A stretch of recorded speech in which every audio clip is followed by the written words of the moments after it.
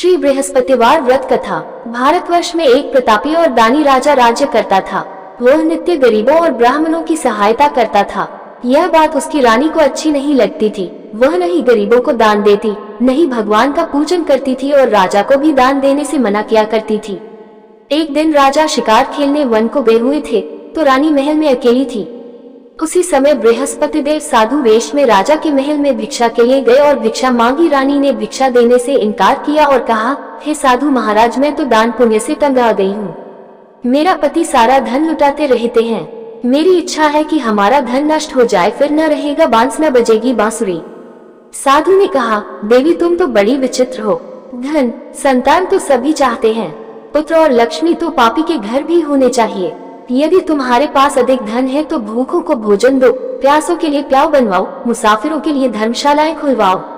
जो निर्धन अपनी कुंवारी कन्याओं का विवाह नहीं कर सकते उनका विवाह करा दो। ऐसे और कई काम हैं जिनके करने से तुम्हारा यश लोक परलोक में फैलेगा।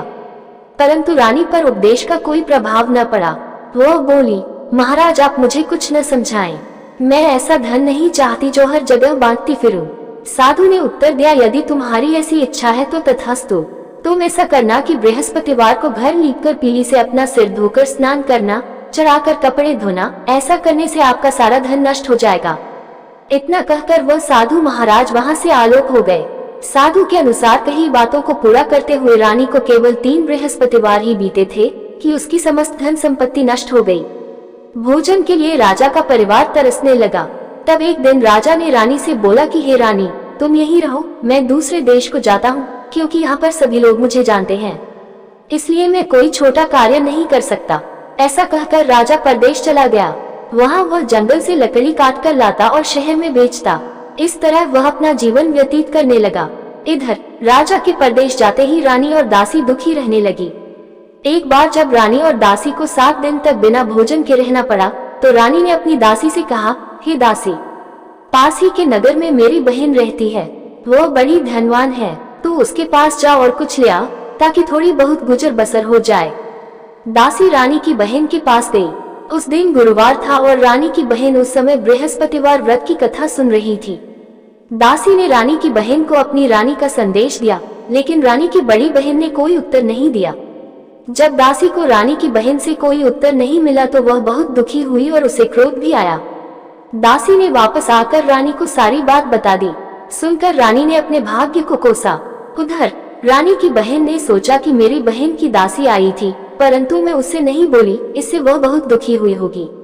कथा सुनकर और पूजन समाप्त करके वह अपनी बहन के घर आई और कहने लगी, हे बहन, मैं बृहस्पतिवार का व्रत कर रही थी।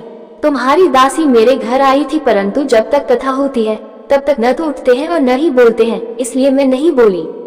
कहो दासी क्यों गई थी? रानी बोली, बहन तुमसे क्या छिपाऊं, हमारे घर में खाने तक को अनाज नहीं था। ऐसा कहते कहते रानी की आंखें भर आई। उसने दासी समेत पिछले 7 दिनों से भूखे रहने तक की बात अपनी बहन को विस्तार पूर्वक सुना दी। रानी की बहन बोली, देखो बहन, भगवान बृहस्पति देव सबकी मनोकामना को पूर्ण करते हैं। देखो, शायद तुम्हारे घर में अनाज रखा हो। पहले तो रानी को विश्वास नहीं हुआ, पर बहन के आग्रह करने पर उसने अपनी दासी को अंदर भेजा तो उसे सचमुच अनाज से भरा एक घड़ा मिल गया। यह देखकर दासी को बड़ी हैरानी हुई। दासी रानी से कहने लगी, हे रानी, जब हमको भोजन नहीं मिलता तो हम व्रत ही तो करते हैं, इसलिए क्यों न इनसे व्रत और कथा की विधि पूछ ली जाए ताकि हम भी व्रत कर सकें। तब रानी ने अपनी बहन से बृहस्पतिवार व्रत के बारे में पूछा। उसकी बहन ने बताया, बृहस्पतिवार के व्रत में चने की दाल और मुनक्का से विष्णु भगवान का केले की जड़ में पूजन करें तथा दीपक जलाएं, व्रत कथा सुने और पीला भोजन ही करें। इससे बृहस्पति देव प्रसन्न होते हैं। व्रत और पूजन विधि बताकर रानी की बहन अपने घर को लौट गई। 7 दिन के बाद जब गुरुवार आया तो रानी और दासी ने व्रत रखा। गुड़साल में जाकर चना और गुड़ लेकर आई, फिर उससे केले की जड़ तथा विष्णु भगवान का पूजन किया। अब पीला भोजन कहाँ से आए, इस बात को लेकर दोनों बहुत दुखी थे। चूंकि उन्होंने व्रत रखा था इसलिए बृहस्पति देव उनसे प्रसन्न थे, इसलिए वे एक साधारण व्यक्ति का रूप धारण कर 2 थालों में सुंदर पीला भोजन दासी को दे गए। भोजन पाकर दासी प्रसन्न हुई और फिर रानी के साथ मिलकर भोजन ग्रहण किया। उसके बाद वे सभी गुरुवार को व्रत और पूजन करने लगी। बृहस्पति भगवान की कृपा से उनके पास फिर से धन संपत्ति आ गई। परंतु रानी फिर से पहले की तरह आलस्य करने लगी। तब दासी बोली, देखो रानी, तुम पहले भी इस प्रकार आलस्य करती थी, तुम्हें धन रखने में कष्ट होता था, इस कारण सभी धन नष्ट हो गया, और अब जब भगवान बृहस्पति की कृपा से धन मिला है तो तुम्हें फिर से आलस्य होता है। रानी को समझाते हुए दासी कहती है कि बड़ी मुसीबतों के बाद हमने यह धन पाया है, इसलिए हमें दान पुण्य करना चाहिए, भूखे मनुष्यों को भोजन कराना चाहिए और धन को शुभ कार्यों में खर्च करना चाहिए, जिससे तुम्हारे कुल का यश बढ़ेगा, स्वर्ग की प्राप्ति होगी और पितृ प्रसन्न होंगे। दासी की बात मानकर रानी अपना धन शुभ कार्यों में खर्च करने लगी, जिससे पूरे नगर में उसका यश फैलने लगा। बृहस्पतिवार व्रत कथा के बाद श्रद्धा के साथ आरती की जानी चाहिए। इसके बाद प्रसाद बांटकर उसे ग्रहण करना चाहिए। एक दिन राजा दुखी होकर जंगल में एक पेड़ के नीचे आसन जमाकर बैठ गया। वह अपनी दशा को याद करके व्याकुल होने लगा। बृहस्पतिवार का दिन था। एकाएक उसने देखा कि निर्जन वन में एक साधु प्रकट हुए। वह साधु वेश में स्वयं बृहस्पति देवता थे।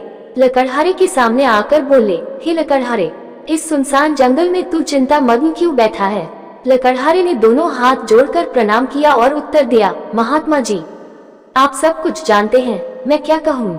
यह कहकर रोने लगा और साधु को अपनी आत्मकथा सुनाई।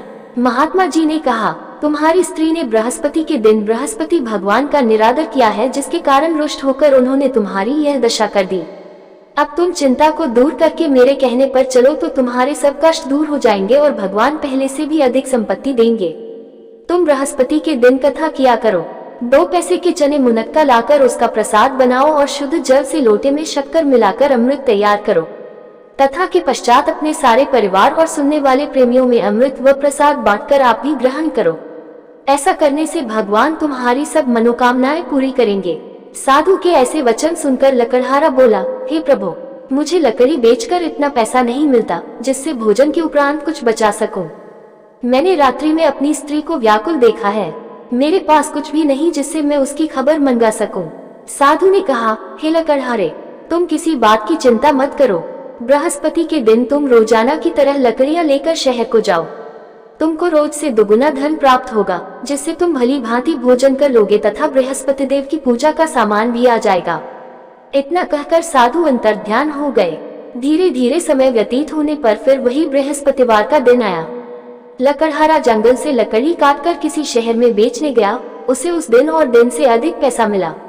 राजा ने चना गुड़ आदि लाकर गुरुवार का व्रत किया। उस दिन से उसके सभी क्लेश दूर हुए, परंतु जब दोबारा गुरुवार का दिन आया तो बृहस्पतिवार का व्रत करना भूल गया। इस कारण बृहस्पति भगवान नाराज हो गए।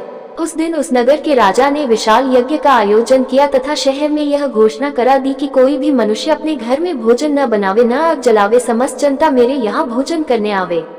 इस आज्ञा को जो न मानेगा उसे फांसी की सजा दी जाएगी। इस तरह की घोषणा संपूर्ण नगर में करवा दी गई। राजा की आज्ञानुसार शहर के सभी लोग भोजन करने गए, लेकिन लकड़हारा कुछ देर से पहुंचा, इसलिए राजा उसको अपने साथ घर ले गए और ले जाकर भोजन करा रहे थे तो रानी की दृष्टि उस खूंटी पर पड़ी जिस पर उसका हार लटका हुआ था। वह वहां पर दिखाई नहीं दिया। रानी ने निश्चय किया कि मेरा हार इस मनुष्य ने चुरा लिया है। उसी समय सिपाहियों को बुलाकर उसको कारागार में डलवा दिया। जब लकड़हारा कारागार में पड़ गया और बहुत दुखी होकर विचार करने लगा कि न जाने कौन से पूर्व जन्म के कर्म से मुझे यह दैत्य प्राप्त हुआ है, और उसी साधु को याद करने लगा जो कि जंगल में मिला था। उसी समय तत्काल बृहस्पति देव साधु के रूप में प्रकट हुए और उसकी दशा को देखकर कहने लगे, अरे मूर्ख, तूने बृहस्पति देव की कथा नहीं करी, इस कारण तुझे दैत्य प्राप्त हुआ है। अब चिंता मत कर, बृहस्पतिवार के दिन कारागार के दरवाजे पर 4 पैसे पड़े मिलेंगे। उनसे तू बृहस्पति देव की पूजा करना, तेरे सभी कष्ट दूर हो जाएंगे। बृहस्पति के दिन उसे 4 पैसे मिले। लकड़हारे ने कथा कही। उसी रात्रि को बृहस्पति देव ने उस नगर के राजा को स्वप्न में कहा, हे राजा, तुमने जिस आदमी को कारागार में बंद कर दिया है वह निर्दोष है। वह राजा है, उसे छोड़ देना। रानी का हार उसी खूंटी पर लटका है। अगर तू ऐसा नहीं करेगा तो मैं तेरे राज्य को नष्ट कर दूंगा। इस तरह रात्रि के स्वप्न को देखकर राजा प्रातःकाल उठा और खूंटी पर हार देखकर लकड़हारे को बुलाकर क्षमा मांगी तथा लकड़हारे को योग्य सुंदर वस्त्र आभूषण देकर विदा कर दिया। बृहस्पति देव की आज्ञानुसार लकड़हारा अपने नगर को चल दिया। राजा जब अपने नगर के निकट पहुंचा तो उसे बड़ा आश्चर्य हुआ। नगर में पहले से अधिक बाग, तालाब, कुएं तथा बहुत सी धर्मशाला, मंदिर आदि बन गई हैं। राजा ने पूछा, यह किसका बाग और धर्मशाला है? तब नगर के सब लोग कहने लगे यह सब रानी और बांदी के हैं। तो राजा को आश्चर्य हुआ और गुस्सा भी आया।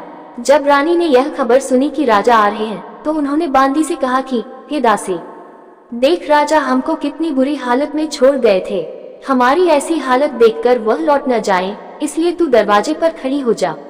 आज्ञानुसार दासी दरवाजे पर खड़ी हो गई। राजा आए तो उन्हें अपने साथ लिवा लाए।